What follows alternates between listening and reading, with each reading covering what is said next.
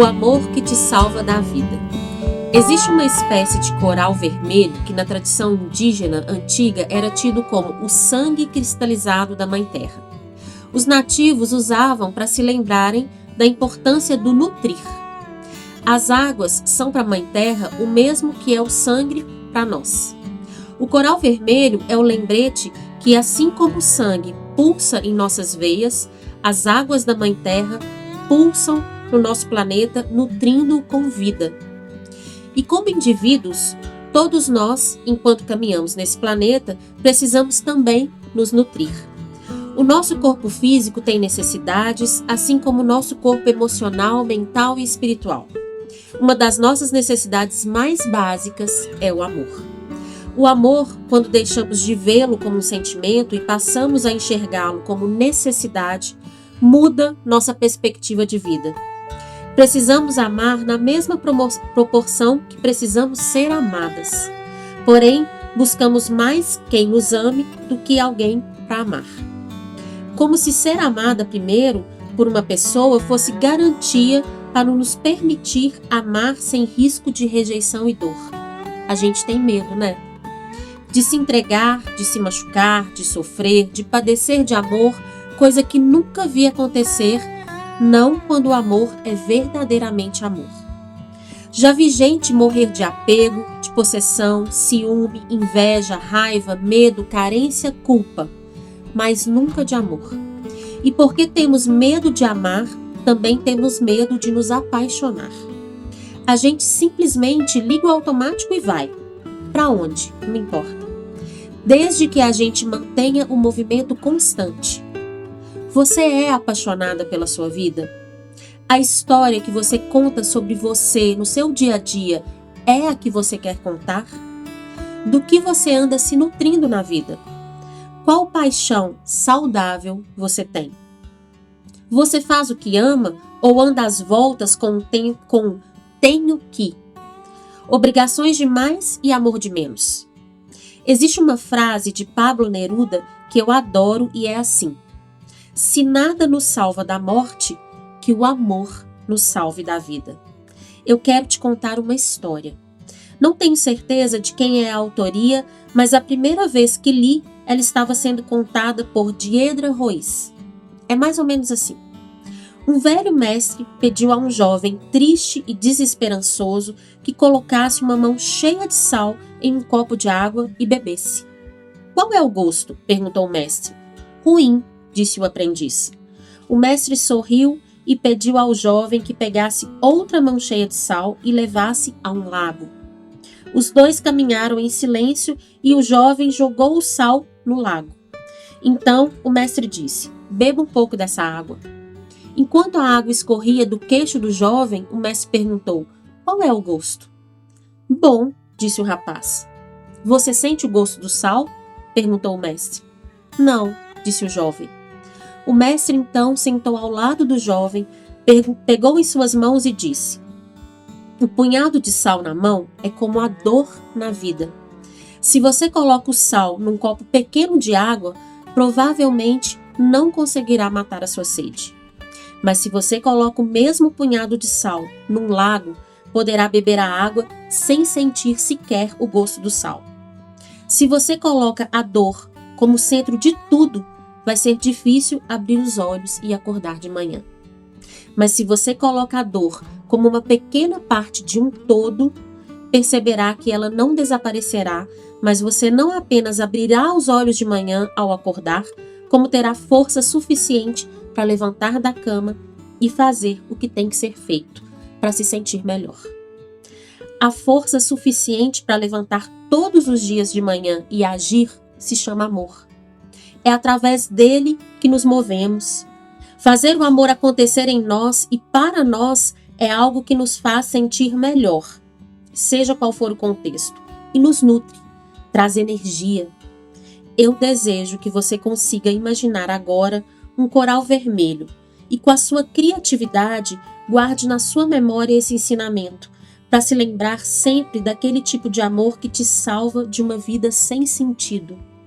O amor que faz você se lembrar de que a dor é apenas uma pequena parte do todo. Ser feliz é a arte de aprender a se apaixonar pela história que você está contando e construindo para você. Ser feliz é a arte de saber onde colocar o sal. Seja bem-vindo a mais esse episódio do Ser Feliz Essa é uma Arte, com esse texto incrível, que eu acho incrível, viu, gente? Humildade, assim. Mas é porque esse texto, na verdade, ele tem uma parte de um conto que foi muito importante na minha vida, que eu gosto muito, que todas as vezes que eu leio faz com que eu me arrepie, assim, porque faz muito sentido para mim. E hoje é sobre isso que a gente vai falar. Sentido, propósito. E para isso eu estou com uma convidada muito especial. Ela me trouxe, assim, né, eu sempre peço, né, olha, me fala como que você quer ser apresentada. E aí ela me deu o texto dela, mas claro, eu vou apresentar essa pessoa do meu jeito. Então, primeira coisa, eu vesti um vestido que é bem iluminado, bem neon, assim, porque ela é essa pessoa. Se você tiver num recinto em que ela está e você não a conhecer, com certeza você vai saber que é ela. Porque ela chega rindo, ela cumprimenta todo mundo, ela faz todo mundo rir, ela é solar. A primeira coisa sobre ela que eu tenho a dizer é isso. Essa mulher é solar. A segunda coisa é que ela é muitas coisas e ela tem um trabalho incrível. Então, vou falar, olha, ela é advogada, ela é educadora parental, ela é mãe, tem 2 filhas maravilhosas. Ela escreveu, junto com uma comissão da OAB, uma cartilha sobre direito das pessoas com autismo. Ela também é escritora. Ela também participou do projeto Mãe Conta Minha História, que é um projeto que eu particularmente sou apaixonada. E essa mulher é Tatiana Viana. Você não estava convidado já, né? Os olhos lacrimejarem no início do podcast, no início do bate-papo, mas tudo bem. Obrigada pelos elogios, que lindo, né? Estou muito feliz com essa apresentação. Obrigada. Ela está emocionada, mas ela é tudo isso mesmo, eu não estou exagerando. E eu trouxe ela exatamente por causa disso, porque assim, como a gente está falando de bem-estar, a gente está falando da teoria do bem-estar e como que a gente pode fazer a vida melhor, e o objetivo desse podcast é isso, é que as pessoas escutem, que elas vejam e elas entendam, nossa, eu posso fazer isso, ele seja útil para as pessoas. E eu acho que você tem uma história muito importante para contar, eu acho que você tem um trabalho muito importante para contar que envolve propósito, sentido. E a primeira coisa que eu queria te perguntar é sobre isso. Eu sei que você tem um trabalho com as pessoas, tanto esse educadora parental, né, que acolhe famílias, é um trabalho onde você orienta famílias, ajuda elas, mas eu sei também que você teve um trabalho durante muito tempo com pessoas em situação de rua, eu sei que você teve um trabalho nos hospitais, e eu quero começar te perguntando isso. O quanto trabalhar pelas pessoas e para as pessoas faz a sua vida melhor? Você me fez lembrar de uma blusa que eu tinha com as meninas, que foi de uma palestra que eu fiz, e eu falei, éramos 3, vamos criar cada uma blusa. E uma blusa que eu ainda tenho com as meninas, que é O Amor é a Resposta. Ah, que lindo! E eu lembrei, né? Você falou tanto de amor agora, e eu lembrei dessa frase, que eu acho que é uma frase que ela resume tanta coisa na nossa vida, né? Que é uma frase tão, tão simples. E uma outra história que eu acho que faz o engajamento, que tinha muito tempo que eu não lembrava dessa história, e você me fez recordar agora uma história muito forte, de uma vez quando eu tive o diagnóstico das meninas, e elas ainda não falavam, eu tendo que abrir mão da minha profissão, e uma amiga minha, ela tinha uma filha da mesma idade, a filha já estava andando, já estava falando, e ela virou para mim e falou, Tati, como que você consegue ter 2 filhas autistas e ter esse sorriso no rosto? Nossa, isso é muito forte. Eu lembrei disso no seu texto que você falou. Há muito tempo eu não me recordava disso. E isso é o amor que nos move. Né? Então, eu fiz parte do Doarte, que é um projeto que eu amo. né? E na época eu entrei como musicista, então a gente cantava em hospitais. A ideia do arte era cantar para as pessoas. Cantar para as pessoas nos hospitais, que tem até hoje, que é um projeto lindo, né? Tim e Saúva, eles carregam esse projeto. Muito legal. E a gente cantava em hospitais até que entrou a pandemia. E quando chegou a pandemia, eu falei com o Tim, falei, vamos servir um café para os moradores de rua? Ele falou, vamos chamar uma pessoa, que era o Iveson. Aí ali nós fizemos um cachorro quente com suco e servimos, né, para os moradores de rua à noite mesmo, não foi nem café. E a partir daí surgiram os marmitex, fazíamos marmitex lá em casa, eu e mais 3 amigas, e depois começaram a surgir outros grupos fazendo também os marmitex. Então hoje eles continuam com esse trabalho. Eu não estou mais no Doarte, porque a vida, né, vai modificando, e eu tive as meninas, uma fase que eu tive que dar mais atenção para as meninas, então acabei me desligando desse projeto, mas é um projeto que ainda está aí, que funciona lindamente. E nutre a gente, né? Na verdade, é nutrir o outro, mas nutre muito, né? Teve um especificamente que me marcou muito, foi um dia que nós fizemos, no Dia das Crianças, que nós fizemos uma entrega, e nós fizemos um McLanche Doarte, alguma coisa assim. E tinha tudo, inclusive uma caixa de bombom. Nós saímos vestidos de palhaço, então a gente brincava com eles na rua, jogava bola. É mesmo? Esse foi o que, acho que de todos que eu participei, esse foi o que mais me marcou. Foi maravilhoso. Emocionante, né? Eu acho que é muito legal, e eu queria te trazer para a gente conversar sobre isso, porque o Relatório Mundial da Felicidade desse ano de 2025, ele aponta para isso. O Relatório Mundial da Felicidade, para quem não sabe, tem várias camadas, né, vários níveis. Eles pesquisam várias coisas, né? Por exemplo, a percepção das pessoas, se elas são felizes ou não, as políticas públicas, né, para o bem-estar, o poder econômico das pessoas, não assim, se o país é rico ou não, mas as pessoas podem ter uma vida boa, digna. E quando você traz a sua história, né, e eu sei que você está engajado em vários projetos, eu fico pensando muito sobre isso, né, o quanto é importante o Relatório Mundial da Felicidade ter falado disso, ter apontado que um dos pontos mais transformadores para uma pessoa que quer ter bem-estar na vida é ajudar o outro. É realmente se engajar em projetos, é se envolver em situações que essas pessoas podem ser agentes transformadores da sociedade. E eu queria, pelo seu olhar, né, que você é uma mãe de 2 meninas com autismo, você é uma pessoa que trabalhou nesses projetos todos, o que você acha que é mais importante para as pessoas terem bem-estar como um todo e como que elas podem se engajar? Edith, hoje eu falo como mãe de 2 adolescentes atípicas, né? A dificuldade que elas têm em serem inseridas na sociedade é enorme.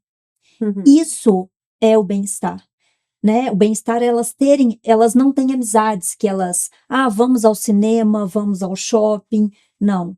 A partir do momento, tem um vídeo que ele é muito claro, que é um experimento, tá? Nos Estados Unidos, e tem 2 salas, que essa sala tem uma criança com deficiência e uma outra sala sem nenhuma criança. As 2 salas têm a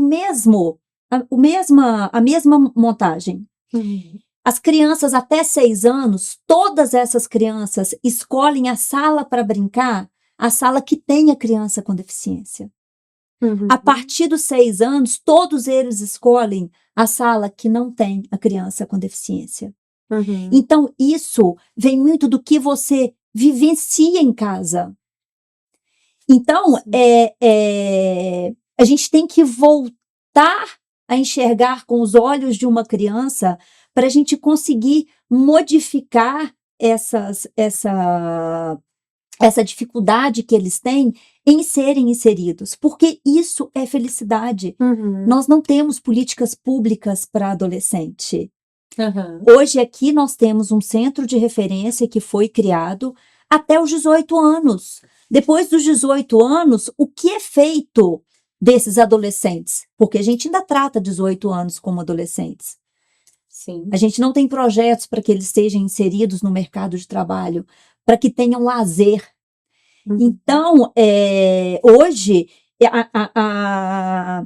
a minha luta não seria a minha luta, mas hoje o meu trabalho com elas é um trabalho de confiança para que elas consigam ter amigos, o que é muito difícil, porque os autistas geralmente eles não têm uma relação de amizades. Seria seu propósito? Você acha que hoje é o seu propósito? Hoje o meu propósito é fazer com que adolescentes sejam inseridos na nossa sociedade. Hoje eu trabalho muito com esse propósito, principalmente por causa delas, por causa de uma oficina que eu faço com adolescentes e mães, porque a gente tem que ter o autocuidado.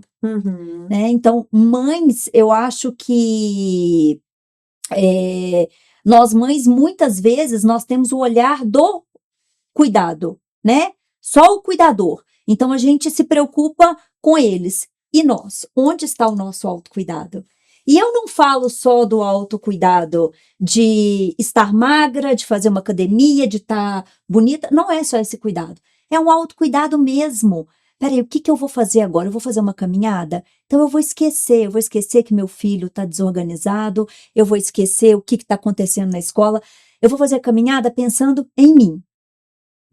Eu vou lavar uma louça, eu vou lavar uma louça pensando naquela louça ali. Eu não vou pensar em tudo que está acontecendo, como é que eu vou colocar minha filha. Não, então eu acho que o autocuidado, eu acho que ele faz parte de tudo. Acho que é mente. Eu acho que você chegou num ponto muito importante. Tem um monte de coisa que eu quero te perguntar. Eu já pensei aqui, mas eu acho que a gente precisa entrar nessa conversa das mães, porque o Dia das Mães está chegando. E eu acho que isso é muito importante, assim. Principalmente mães de adolescentes que têm alguma questão especial, assim, né? Que tem alguma situação mesmo. Por quê? A gente, lá na pandemia, em 2021, né, a ONU já trouxe a Organização Mundial da Saúde já trouxe essa ideia, né, de que as mulheres mais sobrecarregadas, as pessoas mais sobrecarregadas eram as mulheres e as mulheres mães, né, a pandemia trouxe isso, e era uma ideia, assim, era um projeto, né, da ONU, que a gente trabalhasse para amparar essas mulheres depois que a pandemia acabasse, porque elas iam estar com o emocional em frangalhos, assim.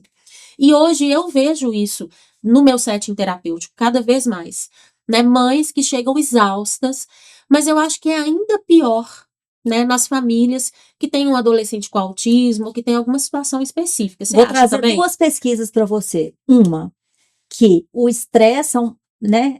Essa pesquisa é americana. O estresse de uma mãe com uma criança com autismo, com uma criança, ela é comparado a soldados em guerra em combates. Imaginem duas. Ela tem duas. Depois ela vai contar, viu, gente? Porque essa história é muito legal. Vai contar. E uma outra, que é do Instituto Baresi de São Paulo, se eu não me engano, é do ano passado. 75% dos pais, eles abandonam as mães com criança com deficiência ou doenças raras. Por quê? Porque eles não têm o filho ideal, né? Sim. Então, aquela questão do filho ideal não existe. Então, essas mães, elas são abandonadas, né, por 75%. Isso é um dado muito alto. Muito alto. Não, e assim, eu tava pensando quando você falou, porque eu trabalhei num grupo de luto durante algum tempo. Foi 1 ano e meio, mais ou menos, e a gente, na verdade, era luto, mas não era só as pessoas que morriam, né? As famílias que estavam vivendo tipo, a morte de um filho, de uma mãe, de um pai, não era só isso. Era luto de várias formas. E aí, uma desses encontros apareceu uma mãe. Ela teve um problema na gravidez, então quando o filho nasceu, ele teve foi um erro médico também. Eu não vou me lembrar aqui especificamente o que aconteceu, mas faltou oxigênio no cérebro, então ele tinha uma série de dificuldades, né, de falar, dificuldades de aprendizado, um monte de coisas, assim. E ela falou, foi tão bonito e foi tão emocionante, porque ela foi participar desse projeto, né, e aí, na época, ele estava mais ou menos com uns 13 anos de idade, e ela falou assim: olha, só agora, 13 anos depois, eu consigo entender, e eu vim porque a minha psicóloga me pediu, eu consigo entender que eu tenho que trabalhar o luto do filho que eu não tive. Porque quando esse filho nasceu, ele foi diferente do que eu pensei. E aí ela se engajou nesses 13 anos numa luta muito grande para fazer essa criança, esse filho melhorar, né? Ela mudou de cidade, ela mudou de estado, ela levou ele para fora do país e ela parou de trabalhar e ela se dedicou naquela luta. Eu tenho que transformar essa criança, eu tenho que melhorar a vida dele. E é claro, né? Eu acho que toda mãe quer isso. Mas chegou um momento que o marido dela falou, olha, a gente tem mais 2 filhos. E assim, a gente precisa realmente agora focar, né? Ele é o que é, e a gente precisa, né, trabalhar isso. Você precisa trabalhar essa questão, que foi quando ela conseguiu chorar pela primeira vez em 13 anos, ela nunca tinha chorado. Né, quando ela pegou aquele bebê nos braços, né, quando ela começou a ver todas as dificuldades que ele tinha, e aí ela foi para o grupo de luto para trabalhar o luto do filho que ela não teve. Ela falou, olha, eu amo muito meu filho hoje, mas eu tenho que trabalhar essa dor, né? Porque eu vi ele na barriga, ele não tinha nenhum problema, a gente fez todos os exames e de repente um erro médico. Engraçado que eu não consegui ver isso como um luto. Uhum. Quando eu tive o diagnóstico das meninas, eu falo uma frase que eu fui do luto à luta em 24 horas. Mas eu não gosto de usar essa expressão luto, porque parece que você teve um filho que você não queria. Então, essa expressão, é uma expressão engraçada que eu já usei do luto à luta, mas é uma expressão que hoje eu não gosto muito dela. Mas por quê? Porque eu não tive um luto. Quando eu tive o diagnóstico das meninas, eu tive um psiquiatra espetacular. Eu achava que uma só era autista, então foi um susto quando ele falou as 2 são. E eu ainda tive o diagnóstico de uma que era autismo severo, e a outra autismo com retardo mental. Eu só tenho vontade de voltar nele hoje, mas tudo bem. E eu, em primeiro lugar, eu não me apeguei a esse diagnóstico. Claro, primeiro dia eu chorei muito, mas ele me falou uma coisa muito forte. As meninas estavam com 3 anos e meio, e ele me falou, elas têm até os 6 anos para falar. Se não falarem até os 6 anos, por causa da plasticidade neural, né? A gente imagina como uma massinha que ela vai abrindo, e ele falou, olha, se você... Então eu não tive tempo. Então eu tinha 3 fonos, uma escondida da outra. Teve época que uma estudava de manhã e a outra estudava à tarde, porque gêmeos, para que elas saíssem da mesma sala, para que elas se desenvolvessem. Então eu tive um trabalho tão grande com elas que eu não tive tempo. Mas hoje, por exemplo, isso traz uma sobrecarga, porque elas não dão conta mais de algumas coisas. Então, eu estou num ano com elas que, primeiro, está tendo muita atividade na escola, ninguém sabe o que é o dia a dia, né? Então, quando a gente estava falando de autocuidado lá atrás, o autocuidado é saber também o que você dá conta. Porque para levar para uma atividade, por exemplo, que é o cavalo que a Júlia adora, é 1 hora para conseguir fazer ela ir para terapia, aí chega lá, ela gosta, depois para voltar tem outra desorganização. Então, peraí. Pra tirar ela do que ela gostou. O que a gente dá conta de fazer esse ano? Peraí, deixa eu ver o que eu dou conta de fazer esse ano. Então, é você também não achar que você dá conta de tudo, que você consegue fazer tudo. Não, calma. Eu preciso de um tempo, elas precisam de um tempo também.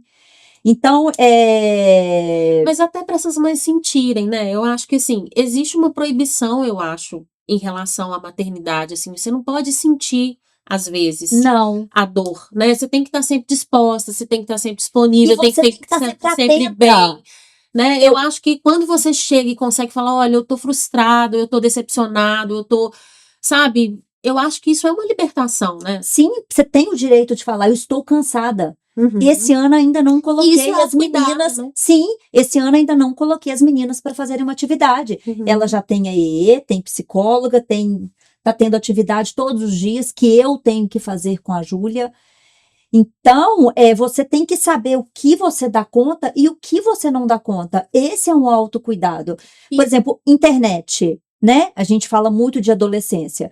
Então, o celular é uma coisa que eu sei, eu tenho tudo da Sofia no meu celular, Instagram, então eu acesso tudo que ela movimenta. Aí, outro dia, ela virou para mim, ela estava conversando com um menino de 18 anos, ela vai fazer 17 agora. E eu perguntei para ela, falei, Sofia, não, os dois estavam conversando. E ela conversando normalmente com ele, até que ele pediu o telefone de WhatsApp dela. Aí ela virou para ele e falou, olha, vou perguntar. Ele falou, olha, a gente já está conversando há um tempo, você pode me passar o seu contato de WhatsApp? Aí ela falou assim, olha, eu vou perguntar para minha mãe se eu posso te passar o meu telefone de WhatsApp. Aí ele virou para ela e falou assim, mas você não tem 16 anos? Ela falou, tenho, mas se eu te passar o meu telefone, sem falar com ela, eu posso perder a confiança dela pro resto da minha vida. Olha só.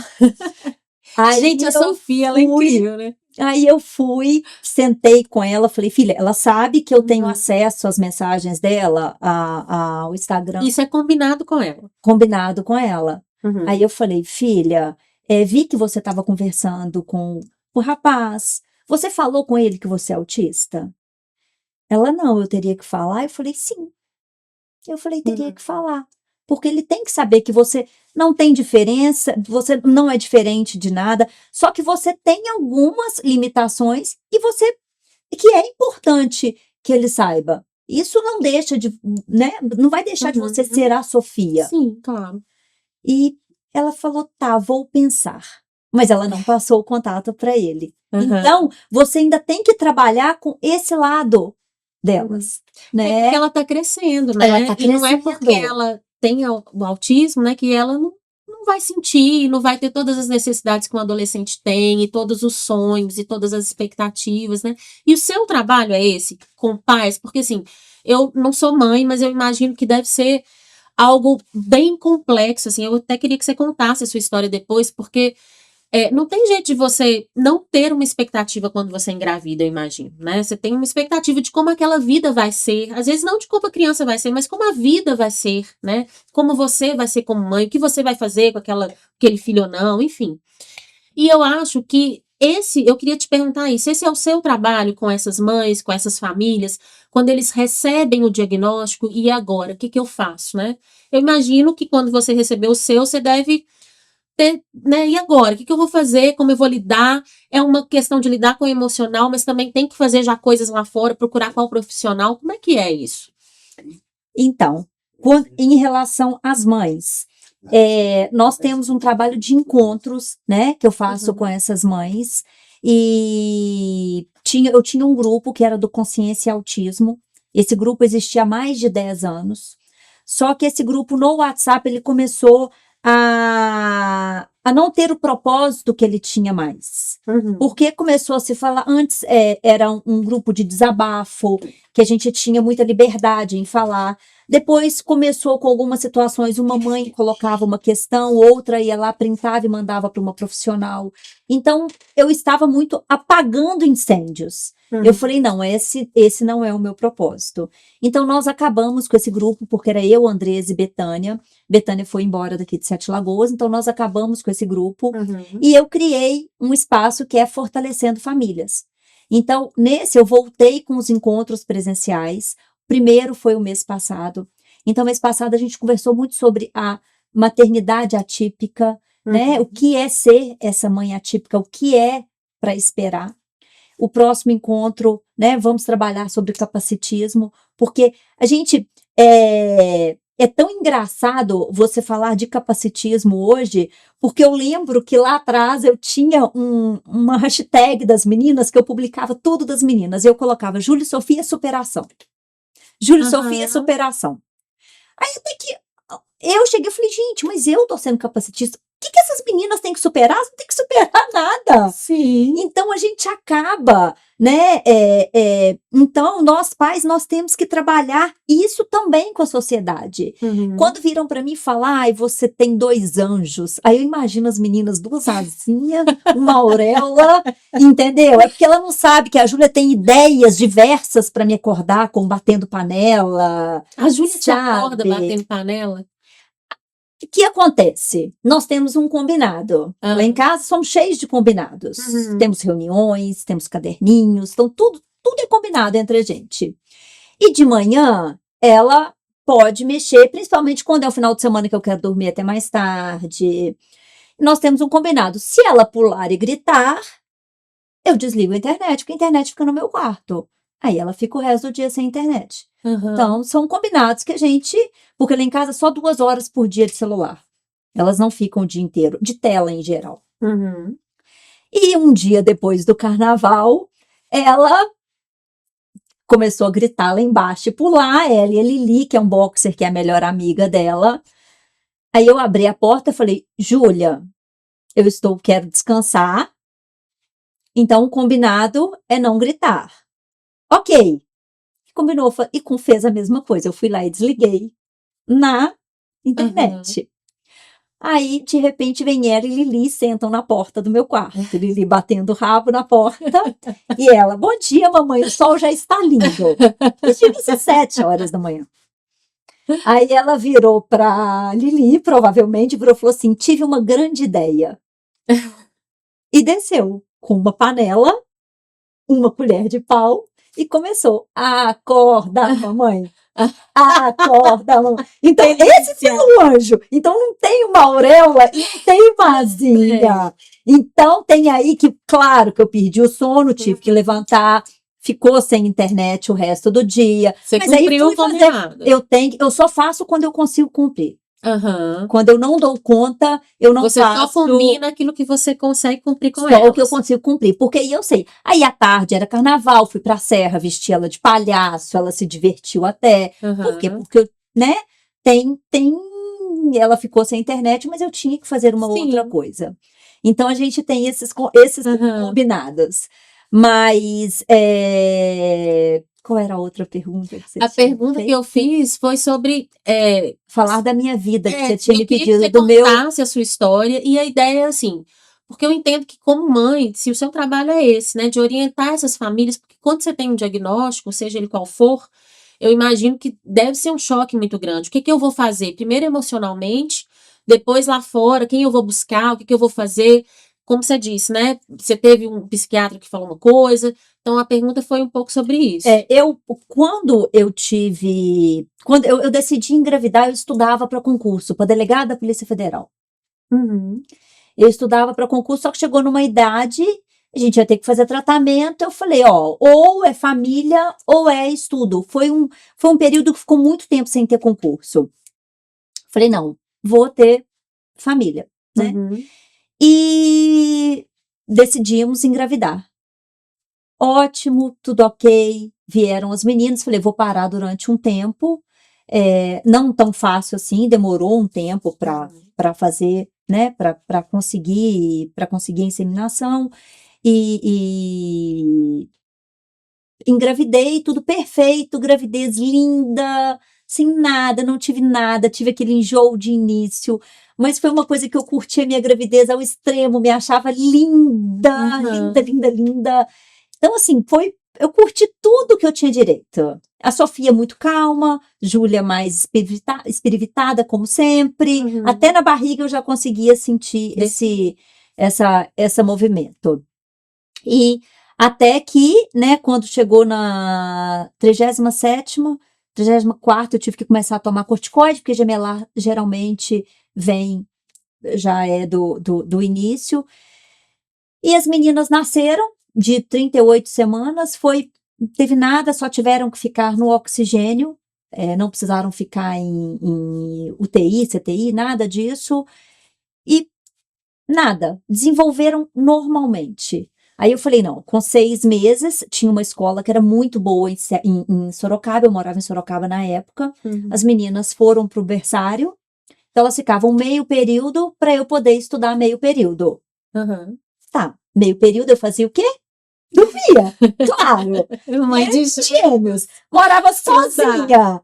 A não sei quantos mil quilômetros da família. O que você faz? Você sem dorme. rede de apoio. Sem rede de apoio. Você dorme.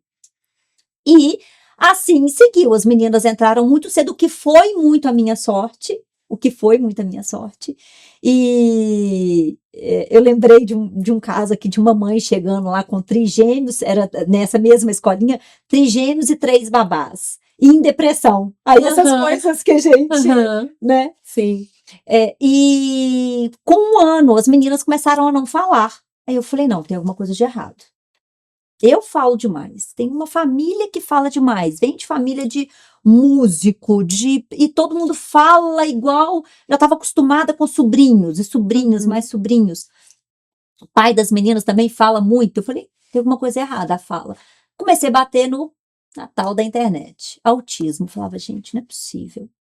E meu pai, você não tem nada, né? Professor de história, não tem nada. Aí eu falava, gente, tem alguma coisa errada. Aí fui pro pediatra. Aí o pediatra, que é o nosso, infelizmente, né? Na minha época, 10 anos atrás, 10 anos não, né? 13 anos atrás, não se ouvia falar em autismo, né? Então, o pediatra, na época, isso é falta de leitura para suas filhas. Você não tá dando atenção para suas filhas. Falta de estímulo. Então, por isso que elas estão desse jeito. E eu falava, não é, eu tenho sobrinho, eu tô acostumada. Aí um dia eu cheguei e falei, olha, tá acontecendo isso. Ele falou, Tatiana, você tá neurótica. Você está neurótica. Eu falei, eu estou neurótica, mas eu quero um pedido de fono. Ele falou, não, tudo bem. Aí comecei a fazer a fono com as meninas. Isso, elas já estavam, né, na escolinha desde pequenininha, mas tinha as dificuldades.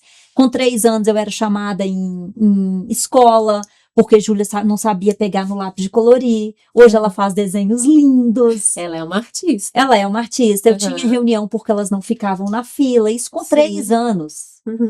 E até que com 3 anos e meio, eu falei, não, vou num psiquiatra, né? Primeiro eu tive no psiquiatra daqui, só que eu só trouxe, que é o das meninas até hoje, eu tô Belisário. E eu trouxe só a Sofia, porque para mim a Júlia não era. Aí ele falou, olha, a Sofia a gente vai ter que esperar, porque ela tem traços, então a gente vai ter que esperar esse desenvolvimento. Era muito pequenininha, tinha 2 anos e meio. E eu falei, não, mas eu tava morando em Sorocaba, falei, vou a Campinas mesmo. Foi onde eu fui no Dr. César. E ele falou, não, as duas são, né, fizemos aquela série de exame, primeiro os meninos, depois os pais, depois os meninos de novo. Ele falou, não, as duas são autistas. Aí eu falei, e agora? O que eu vou fazer, né? Porque acho que essa é a primeira pergunta que te vem na cabeça, porque, querendo ou não, você tem por mais que eu já estava esperando essa resposta, esse diagnóstico, eu não imaginava as duas. Mas ele foi tão sensacional, eu não esqueço que ele virou para mim, e falou assim, não façam nada do que vocês não possam fazer. Não vendam casa, não vendam carro, não vende nada. Faz o que tiver dentro da possibilidade de vocês. Porque o autismo não tem cura. Então, assim, eu tive um alicerce perfeito em Sorocaba, lá tinha AMAS. Então, as meninas com 3 anos e meio tinham fono, psicopedagogia, psicóloga. Então, elas tiveram todo o início de um tratamento para que elas pudessem chegar hoje onde elas estão. E eu sempre falo, gente, quantas Júlias e quantas Sofias nós não poderíamos ter. Elas tiveram isso gratuitamente. Gratuitamente. Nossa, que coisa Nós tínhamos incrível. psicólogos. Então, esse acho que é um centro de referência que a gente sonha. O que é sobre isso que a gente está falando, né? Sobre as políticas de bem-estar, sobre o quanto que isso é importante, né? Ter esse apoio, porque, assim, existem famílias que têm muitas condições, mas tem outras que não, né? E eu acho que esse apoio de orientação também, né? Sim, que é muito importante, né? Você orientar os pais. Eu recebo muitas mães. Eu recebo ligações de várias hipóteses. De avós que os pais não querem aceitar o diagnóstico. Então, o que esses avós podem fazer? Pais que não têm professores de apoio para os filhos, né? Essa é uma das reclamações que eu mais escuto hoje, que aí você passa as orientações de como tem que ser feito, e a dificuldade de inserir essas crianças e esses adolescentes. O que seria uma sociedade preparada para esses adolescentes? Na sua opinião? Amor. Amor? Eu acho que sim. Porque eu lembro, quando eu mudei para Sete Lagoas, as meninas estudavam no antigo Senec. E tiveram alguns episódios que não foram bacanas. Eu fui atrás da Mércia, na época que era secretária de educação, bati lá e falei, olha, preciso de vaga para minhas 2 filhas autistas no município.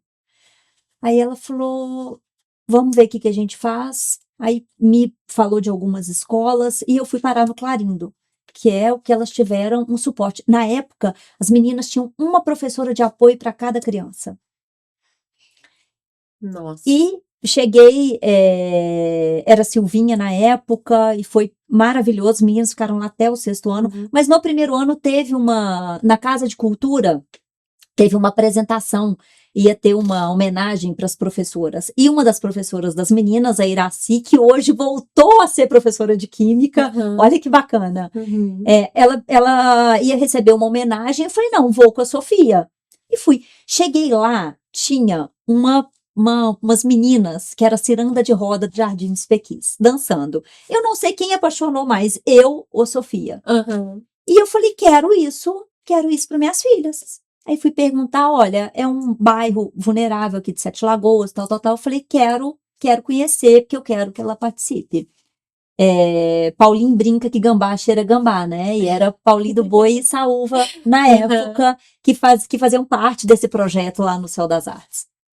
Que é um projeto que eu, assim, participei dele durante 2 anos e que até hoje eu não acredito que ele tenha acabado, sabe? Porque era um projeto fantástico com aqueles adolescentes lá do Jardim dos Pequis.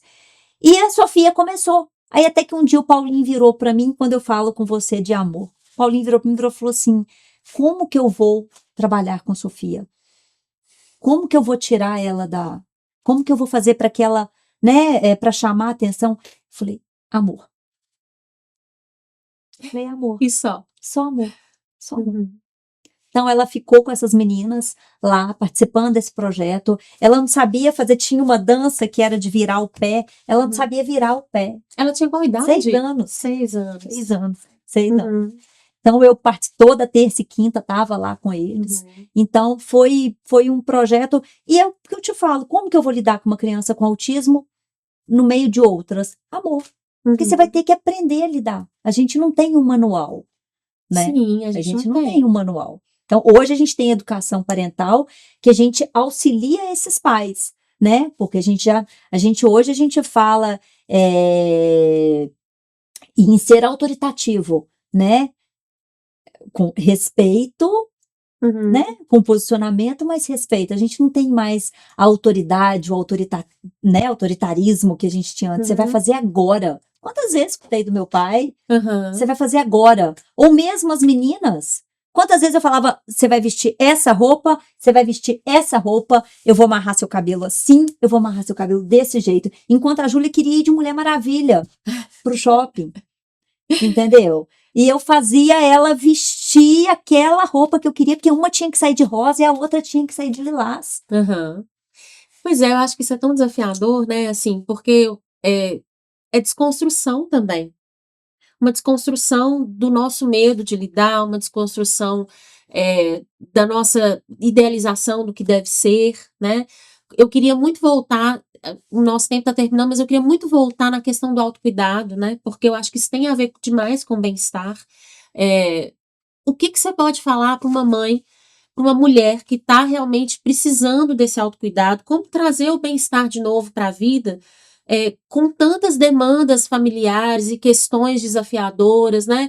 Seja uma mãe que está passando por uma situação específica ou não, na maternidade mesmo, né? Como que a gente pode ajudar essas mulheres a trazer bem-estar para a vida delas na prática, assim? Edith, eu acho que a gente tem que ter um tempo pra gente. Acho que a gente tem que aprender a fazer esse tempo, porque é muito fácil você cuidar do outro. A gente demanda toda a nossa força pro outro. Nós não temos uma rede de apoio. Principalmente as famílias atípicas não têm. Quando eu tô esgotada, que eu tô chegando no meu limite, eu ligo pra minha mãe. Aí eu ando 300 quilômetros para deixar a Júlia e Sofia lá para fazer alguma coisa. Teve um dia de carnaval aqui que eu liguei para mais ou menos umas 10 pessoas, porque eu queria ir para Prudente no carnaval e eu não tinha, eu liguei para amigas, pessoas que cuidam, mais ou menos em torno de 10 pessoas e eu não conseguia ninguém para ficar com as meninas, para que eu pudesse ir. Então nós não temos essa rede de apoio. Então esse autocuidado, eu acho que ele começa lá atrás, ele começa com sabendo que nossos filhos vão ter saúde pública, sabendo que nossos filhos vão ter diversão, para que a gente possa cuidar um pouco da gente.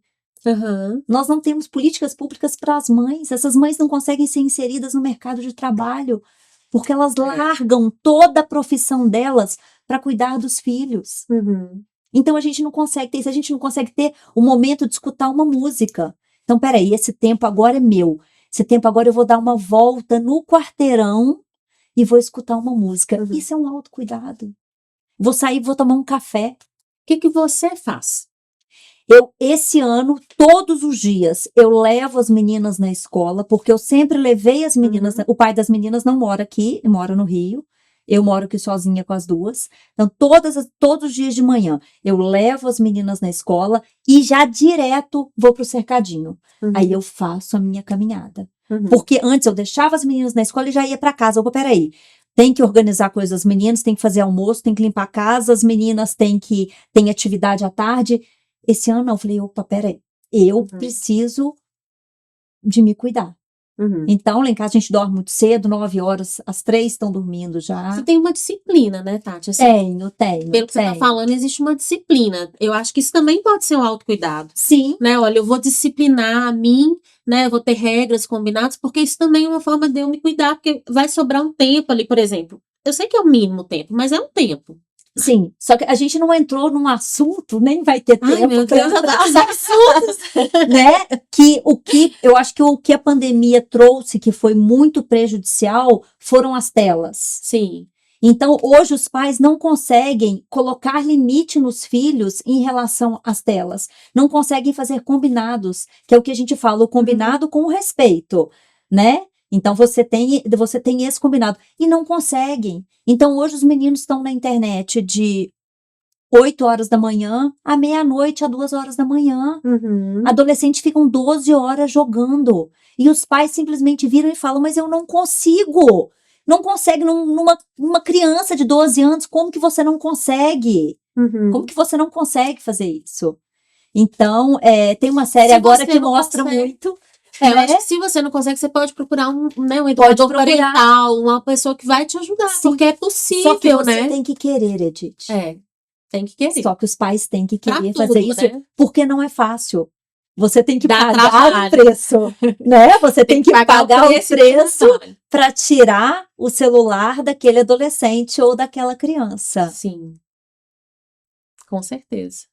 Então, mas eu acho que o autocuidado, o meu autocuidado hoje, eu sou uma pessoa que eu saio, tomo chopp com as minhas amigas, que eu vou em shows, então eu consigo ter esse autocuidado.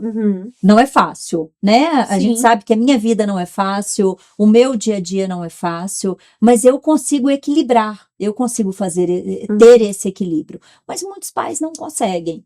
Não tem uma rede de apoio mínima. Eu acho que existe uma coisa que é do Estado, né? Eu acho que a sociedade, né, as políticas públicas têm que oferecer isso, mas eu acho que a gente também tem que, na nossa própria vida, trabalhar isso, né? E uma coisa que, né, eu queria deixar aqui, porque sempre falo isso, né? Esse podcast é para ser útil. Então, eu queria muito que você viesse para a gente trabalhar isso. Bem-estar, ele não é só feito de uma vida ideal, né? Eu tenho trabalho, eu ganho bem, eu tenho filhos perfeitos, família perfeita. Não existe isso. O bem-estar é um compromisso. Quando você fala assim, olha, todo dia de manhã eu deixo as minhas filhas na escola e eu vou para o cercadinho caminhar, é compromisso com você. Então, acho que a primeira palavra que a gente tem que entender para bem-estar é compromisso e depois autorresponsabilidade. E o que eu queria, né, colocar, assim, que eu acho que você faz muito bem, Tati, é porque você vai dando um jeito nas coisas, né? Você vai dando um jeito das coisas acontecerem, porque assim, você leva as meninas, por exemplo, né, no carnaval, você vai, você leva, e aí você tem combinados com ela, mas se não der pra levar também, você leva a gente pra sua casa, e aí você faz alguma coisa lá, e aí se não der também, você respira, coloca uma música, você dá um jeito. E eu acho que isso é uma habilidade socioemocional muito importante da gente ter, né? A gente vai dando um jeito para dar conta de tá bom. Mas a gente tem que entender, né, as nossas escolhas, né, Edith? A gente tem que exatamente aceitar as nossas escolhas. E quando você fala assim, eu escolhi ter uma família. Eu podia ter ficado trabalhando, mas eu escolhi isso. Isso é tão importante. Eu acho isso, né? Não foi no automático. Ah, agora eu casei, agora eu vou ter filho. Você escolheu. E aí, quando você escolhe, eu vejo que você escolhe o tempo inteiro. Olha, eu escolho ter um combinado com ela, eu escolho fazer tal coisa, eu escolho ir lá pro Jardim do Piqui. Escolheria para quem várias outras vidas. É fácil, né? Não, meu travesseiro sabe que não é fácil, né? Outro dia eu virei para Sofia e falei, Sofia, para de falar. Porque ela fala muito sozinha, ela se autorregula muito sozinha. Então ela fala o dia inteiro. Falei, Sofia, para de falar, por favor. Não era você que chorava até os 4 anos porque eu não falava? E quem conhece a Sofia sabe que essa é uma frase dela. É exatamente isso. A Tati chegou aqui e falou assim, Sofia me perguntou por que você marcou esse horário que ela está na escola, para ela não poder vir no podcast, né? Ela queria vir, ela é muito autêntica. E a Júlia tem uma sensibilidade fora do normal, ela consegue chegar para mim e virar e falar assim, você estava chorando? Você estava triste? Tá com saudade? Ela tem essa sensibilidade. As emoções. Ela traz as emoções. Já a Sofia não. Sofia é, né? São duas meninas muito diferentes, mas elas são incríveis, né? E outro dia ela perguntou, ela falou assim, perguntou para alguém, falou, você me acha parecida com minha mãe? Aí a pessoa falou, mas você é a cara da sua mãe. Ela falou, não, eu sou uma edição limitada. Eu não sou a cara da minha mãe. Falei, minha filha, você é linda igual sua mãe. Ela falou, não sou. Não sou, eu sou uma edição limitada, não pareço com ninguém. Eu sou Sofia. Falei, ok, Sofia. Identidade, né? Ela tem uma autoestima invejável. Pois é, eu acho que isso é muito legal da gente pensar assim, bem-estar é uma escolha, né? E a gente tem que fazer essa escolha, seja sendo um agente transformador para a sociedade, como muitas vezes você se colocou, fazendo trabalhos sociais, seja na sua própria casa, porque eu acho que isso traz toda uma diferença, sendo para famílias, né? Bem-estar é escolha. Estar feliz emocionalmente, eu acho que isso sim. conta muito, né? Eu acho que a vida fica mais leve. E se não estiver feliz, buscar ajuda, né? Porque a gente também vive uma sociedade ainda que busca pouco ajuda, né? A gente às vezes ainda sofre muito sozinho nos nossos próprios conflitos, então buscar ajuda, seja com educador parental, seja com psicólogo, seja com uma música, assim, olha, eu vou ouvir esse podcast, eu vou ouvir uma música, seja do jeito que for, mas você tem que escolher, né? Sim. Então eu quero terminar esse podcast com a pergunta do livro. Aonde você está colocando sal?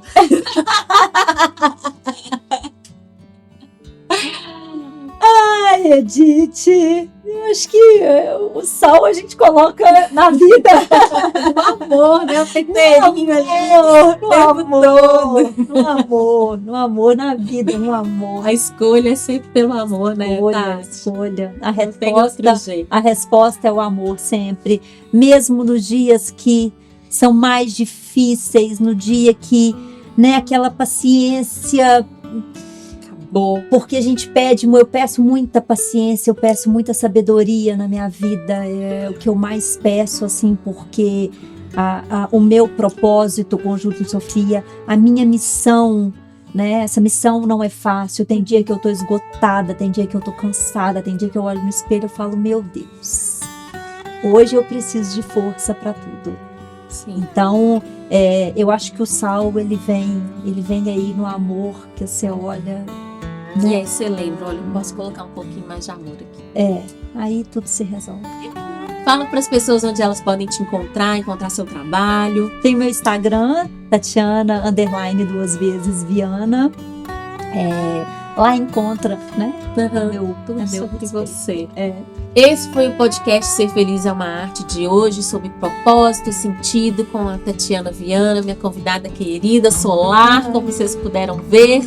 Continue com a gente, ainda tem mais, a gente está acabando, mas ainda tem mais 2. Obrigada pelo convite, foi lindo. Obrigada. Eu que te agradeço, e fica a pergunta para você: onde você está colocando o sal?